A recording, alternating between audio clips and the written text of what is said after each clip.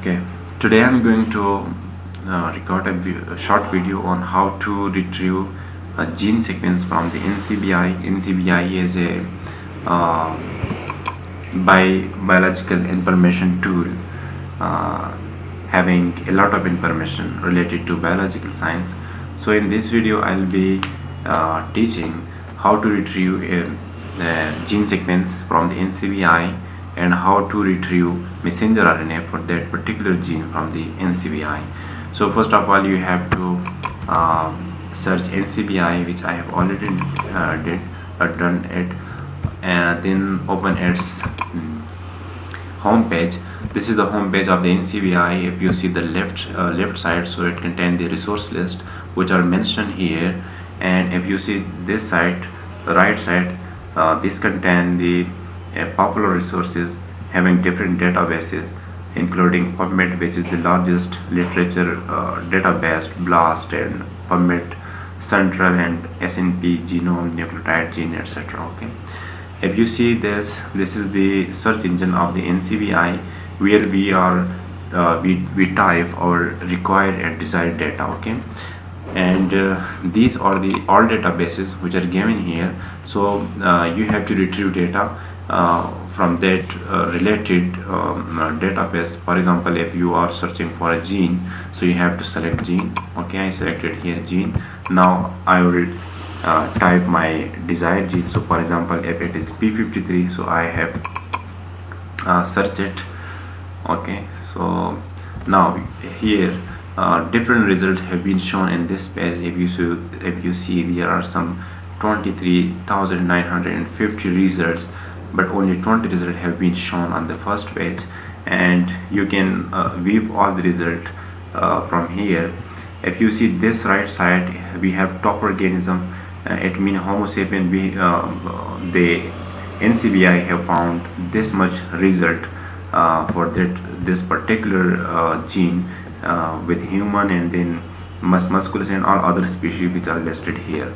So now if you are going to retrieve sequence for this P53 for Drosophila melanogaster, you can do it for any organism. You can do it for Homo sapien and all other organisms which are listed here.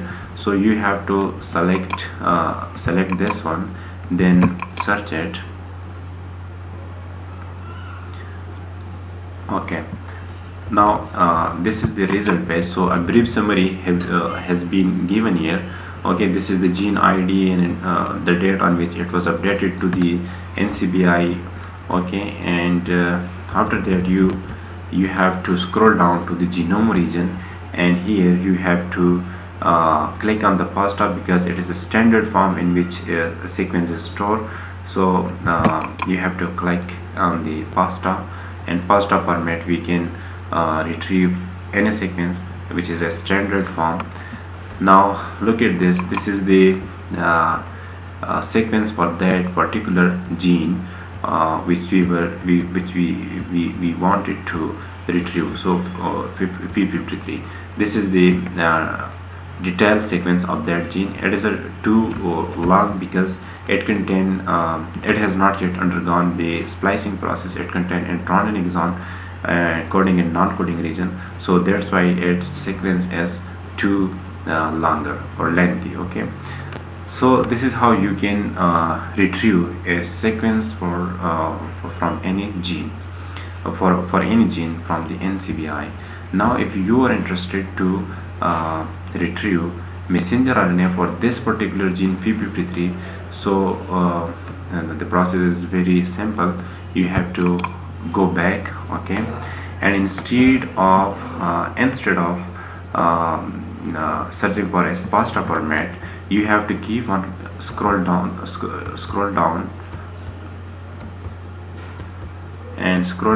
till you reach this NCBI reference sequence. Okay, in this region, if you see, we have this messenger RNA and proteins. NM stand for messenger RNA and P stand for protein. Okay, so we are interested in the retrieving data related to the messenger RNA of the P53 gene. So you have to click on the NM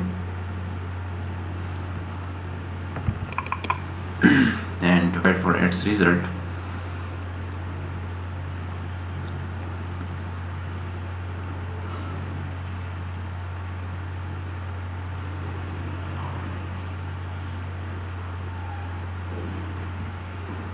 Okay, so this is the whole information related to the messenger RNA of that particular gene, which was p53 and Drosophila melanogaster. So you can see here the locus point, how many base pair it contains, okay, and in which organism it is found, what is its accession number. Accession number is a unique number given to any submission, any data, be it a paper, a nucleotide, or whatever it is, any submission to any database. Okay, it is a unique number. Similarly, this is the version number of the that accession number.